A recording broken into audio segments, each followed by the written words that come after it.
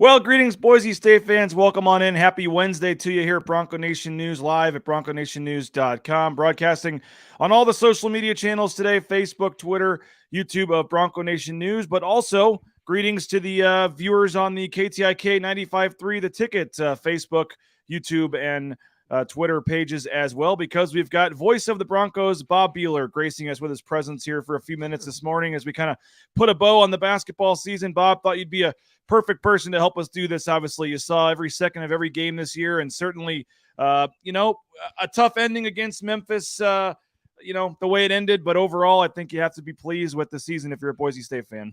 Unbelievable. I mean, you win the regular season outright, and you do it with one game left. You didn't even have to have the last game against Colorado State, and then you win three tremendous games in the Mountain West tournament down in Las Vegas. And then if you watch what Memphis did to Gonzaga, basically it was kind of the same game. You know, Memphis gave Gonzaga fits in that first half. It looked to me like both Boise State and Gonzaga had trouble adjusting to the press a little bit because it's something you can't assimilate with your scout team. Memphis out-rebounded both teams in the first half, led by double digits against both halves, and then Gonzaga just shot it a little better and was able to get back in the game a little quicker, and they were down only 10 as opposed to 19. But, boy, I think it was a wonderful season. I mean, especially sitting at 3-4 to start the year. Hats off to this team. You know, they played so well together. I thought they gave us so many thrills, so many exciting games. At crunch time, I don't think there was a better team, certainly, that I've ever broadcast for, and I'll remember this season for a long time.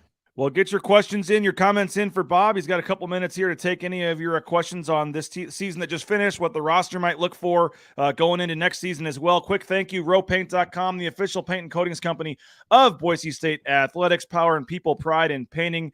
And the mobile studios for rowpaint.com helping us get on the air here, and we appreciate that. And Bob, I know that it's hard to, it's the cruelty of basketball, right? You don't, when you show up at the arena at some point, the season's going to end, and then it's kind of just over. And, we haven't talked to Coach Rice or any players since the season ended. Everyone's kind of, I assume, with spring break, trying to get some space this week. And then I would assume, next week you're going to start to have the end of the season conversations with the coaches and the players. And obviously there's a couple big decisions about this roster that some players have to make moving forward. Well, just to get to your point about the end of the season, I've always described the end of a basketball season for myself like a balloon pops. When you have a football season, unless now that if you say one of your teams gets into the, to the national semifinal game where you might have a second bowl game, the bowl game is the end of the season. So at least for me, mentally, I know whether my team wins or loses, that's going to be the last football game of the season. But when you broadcast basketball, you never know. For some teams, the last game could be when you get eliminated in your conference tournament. For some teams, it's going to be in the postseason. And unless you get down to the final game, and I've only done that once, when I was at UMass one year, we got to the finals of the NIT, didn't win it. But, that's going to be the last game. But, you're ready. You're hoping for more games. And, I think it's going to be a very interesting offseason. And it's basically all created because of the COVID year. There are 5 seniors on the roster. Well, excuse me, there are 6 seniors on the roster. Abu Kijab, who had, I thought, just a tremendous year, and I will remember this year because I think he improved so much and improved a lot as the season went along. That I think that, you got 5 seniors and each one of them is going to be making decisions for themselves as far as, who's coming back or who's deciding that, maybe they want to go and try to make some money professionally. And when you say professionally, I think a lot of people will think, well, they're not ready for the NBA or they're not an NBA player. There are so many ways to make money playing basketball in so many different countries, including the G League here, that I think a lot of people don't consider that when you look at, somebody's options. Somebody's options might be make a nice salary overseas. Well, let's first talk about Kijab, and then I do want to touch on the 3 players because I think so much of it is, maybe they only lose Kijab. Well, only losing Kijab potentially is a pretty big darn deal. And I think just the intangibles and you talk about obviously his on the court presence. I think he drew as many fouls as almost any player in the country. And so his ability to get in the lane, get to the foul line, at least we saw what he did, 14 straight points in the second half against Memphis to try to fuel that comeback. And there were so many games where, he just made so many plays, some tough drives to the basket. And I think of some of those left-handed layups where he's hitting them and falling to the ground in the Mountain West tournament. And just, his 3-point shot, I thought got better at the end of the season. He hit some big threes. But what he does off the court as well, his leadership, and he was kind of the team spokesman a lot with the media and some of the other things that he did. I think that he's a massive, massive loss. So you don't just, we only have a key jab to replace. I really think that they're going to have a tough time replacing all the intangibles, not just what he brought on the court. Well, I mean, he gave it every game. I mean, when we got him after one of the games in the Mountain West tournament, when they at the end of the game, they had a player come to us to broadcast our broadcast position for basically 3 or 4 questions tops. It was like 2 minutes or less. I mean, he was just, you could see after the game, because normally we get the interview guys 10, 15 minutes after the game, after they've gone to the locker room. And you could just tell in those games that he left it all out on the floor, dripping sweat. You could just tell that, I don't want to say he was exhausted. I would have been exhausted, but that he worked really hard. And I think the intangibles, I think he was a tremendous leader for this team. I think what did he get in like 6 of the last 9 games? Didn't he finish with 20 or more points? I mean, as the year went along, he got better. He got more confident. I think his leadership, his voice grew. I think he's going to be a tough miss next year. And even if everybody else comes back, that's going to be 32, 33 minutes probably that you're going to have to replace in the production and the leadership. And I guess that's what college sports is about. You get your senior leaders and they perform, and then when it's time for them to graduate and move on, you better have somebody waiting in the wings. Hey, if you own a business or you're looking to start one, United Commercial Insurance can take care of all your business insurance needs.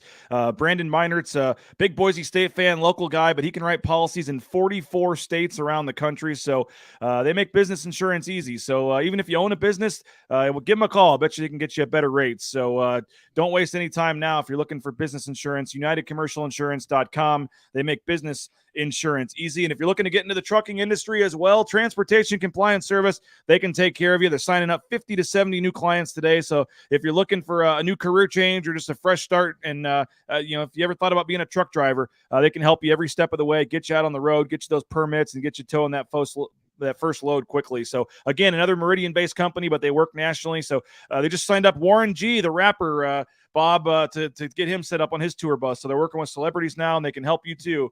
Transcompservice.com. All right, let's go through this roster, Bob. All 3 guys, and I want to start with Marcus Shaver. Obviously really struggled at the end of the season. The sickness, probably something else going on health-wise as well that we never know about.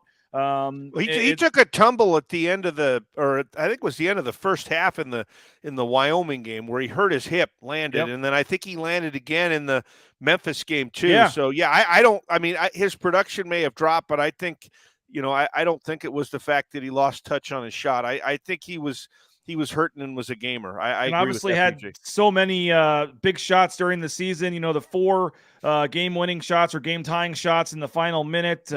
Everybody remembers the 2 in a 48-hour span there at Utah State and San Diego State. Just your thoughts on Marcus Shaver and whether or not you think he'll be back next year. Boy, you're going to ask me questions. I have no idea, to be honest with you. I think that's what we do. We get exposed for being wrong all the time here on social media. I think it comes down to, and I'll say this with all of them, I think it comes down to what they want out of life. We're talking about the 3, the 2 JUCO transfers, Smith and Milner. I'm assuming you're putting them in the stay category. They have both told me they expect to be back next year. Okay. Yes. And neither one of them, because of, how many years they've been in school, are in a position to graduate. The other 3 are all going to be in a position to graduate at the end of the semester. I think it depends on what you want out of life. I mean, these guys are all going to be 23, 24. I think even Armouche next season might be 25. I think it comes down to what you want out of life. Do you enjoy being in college? Do you want to move on, to make money? Do you need to make money?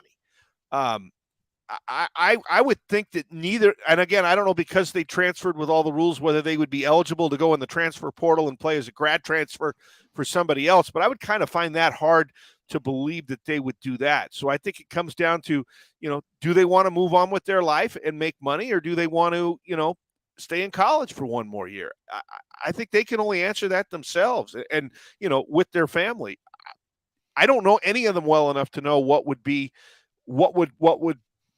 float their boat as far as what they want to do. And I think it all comes down to that. And I wouldn't be surprised, BJ, if we get one or two that stay and one or two that go, because, you're talking about three different individuals, what they want. Does Armouche want to go back to Europe? Does Acott, think he, another year, maybe because of his size and his athleticism? I thought he improved tremendously, BJ, this past year, especially on his shot. If he improves his ball handling a little bit, is he the guy that could maybe make a roster in the NBA? I would think of the three, he's probably got the best chance based on his size. Does another year in college help him as opposed to coming out right away? Again, we're talking about guys that, that are getting towards their mid-20s. So it's different than if you had somebody that was sitting there at, 19. I wouldn't be surprised if you see Shaver and Acott, I don't know Armouche as much, but decide that they want to do the, I'm going to look and explore. Hunter Maldonado, who I didn't think had a year left at Wyoming, said that he was going to explore. I thought, based on looking at his playing time, and again, it's confusing of who has that extra year, because some schools listed people as a senior that had another year left, and some decided just to call him a junior if they had a year left, with COVID. So I think these guys are going to have to do a lot of soul searching and decide, what's best for them. And, I would hate to speculate, because I don't know what's going on inside their own minds and inside their own lives. I think the fact that all of them are going to graduate gives them a lot more options to do what they would want to do. Harry chiming in on the YouTube channel here, Bob, saying, when do we expect to hear news about any decisions? I would say not for a couple of weeks, probably. I mentioned them being on spring break this week, so I'm assuming that sometime next week they'll come back and have some initial conversations with the coaching staff. And then, I would agree with you in terms of, I would definitely expect Shaver and probably Acott. There's literally no reason not to at this point declare for the NBA draft. And so I would suspect you'll for sure see that. Derek Alston Jr. did that. He declared for the draft, and then he went to the workouts, and then he came back. And so I think they gain from that. I think everybody that does it, if they do it the right way, I think can improve their game, because you're going to go around and talk to people, and they'll say, well, I think maybe you could improve this, this, and this, and they'll probably give you suggestions on how to do it. So I think it's a wonderful opportunity for anybody, if the teams are going to bring you in and look at you, to take advantage of that as a resource, just to make yourself a better player, whether it's for Boise State or for yourself as a professional. So I would be shocked if they didn't do it, because I think there's no downside to doing that. Nope. They used to have the rule, I don't know if it still is, where you can do it one time, where you can test it and come back. But when you haven't done it before and you're a senior and you only have 1 year left, why wouldn't you do it? So don't freak out, Boise State fans, when you see that announcement. No. I do think you will see both those guys do that. You can even now sign with an agent, Bob, as long as it's a certified agent that they've vetted and done. Just be careful. I guess my advice to them, if I were being an advisor to any of them, is understand the rules. Pay attention to the rules, follow the rules, so that you don't want to get in a situation where you turn down the road, and if you make a mistake by going with the wrong guy, all of a sudden you get shut out and now you can't come back. So I would say the biggest thing is understand what the rules are, play by them, and then take advantage of them as best as possible. Because the rules have changed in recent years, Bob. And like I said, you are allowed to actually have an agent. It used to be if you signed any dotted line, you were done. And now they've got the rule where there's a certified agents through the NCAA that you can help that process. And then if you don't like where they can help talk to teams for you and do things for you. And if they don't like what your prospects are, so then you can come back. And so I think all three coming back right now, Bob, for me would be a little bit of a stretch. I know a lot of people think all three would for sure come back. You mentioned the age factor. I think that's a big deal, especially for somebody like an Armouche. And I think it's a bigger deal for a guy like Acott too. I mean, I know, would he maybe improve his stock if he comes back? Yes. Would he be 24 starting his pro career next year? Yes. I just think with him, almost a 40% 3-point shooter. He's 6'8". He's done the college thing now at two schools for 4 or 5 years. I just think he might be ready to say, you know what?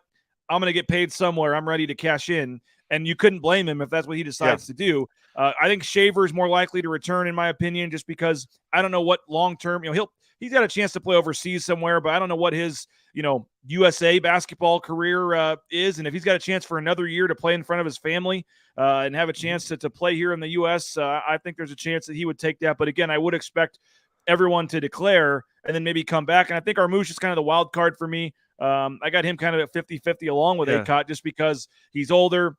there were rumblings earlier in the season. Leon even joked about it, like, "Oh, he's like 30 years old. He doesn't want to keep playing college."